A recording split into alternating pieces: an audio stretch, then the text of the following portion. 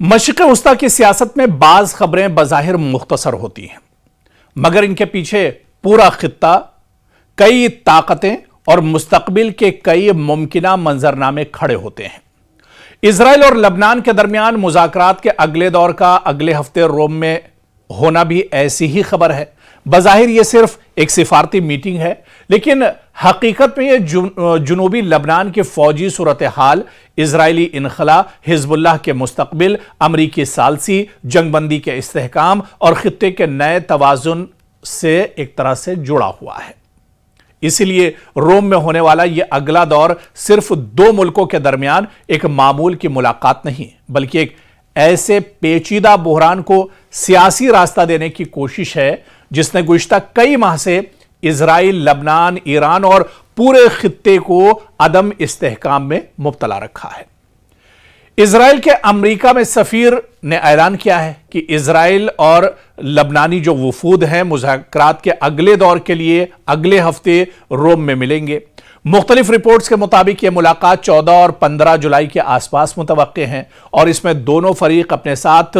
जो टेक्निकल टीमें हैं वो भी साथ लेकर आएंगे, ताकि सरहदी सिक्योरिटी, जुनूबी लबनान में इजरायली फौजी मौजूदगी, जंगबंदी के निफाज और बाकी मानदा तनाज़ात पर अमली सतह की बातचीत एक तरह से हो सके। यह बातचीत दरअसल इस सिलसिले की अगली कड़ी है जो गुज़िश्ता महीनों में अमरीकी सालसी के तहत शुरू हुई थी। अब वॉशिंगटन में पहले भी इजराइल और लबनान के नुमाइंदों के दरमियान बातचीत हो चुकी है और अब रोम का मरहला इस अमल को अगले दर्जे तक ले जाने की कोशिश के तौर पर एक तरह से देखा जा रहा है। लेकिन यहां पर भी इस सवाल का जवाब हालिया इलाकाई जंगी पसमंजर में छुपा हुआ है।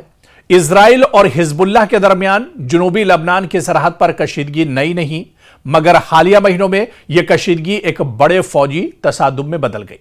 इजराइल ने लबनान के अंदर वसी हमले किए, जुनूबी लबनान में गहराई तक पेशकदमी की और अपने दिफाई मौक़िफ़ के तहत एक बफर जोन या हिफाजती पट्टी कायम करने की बात की।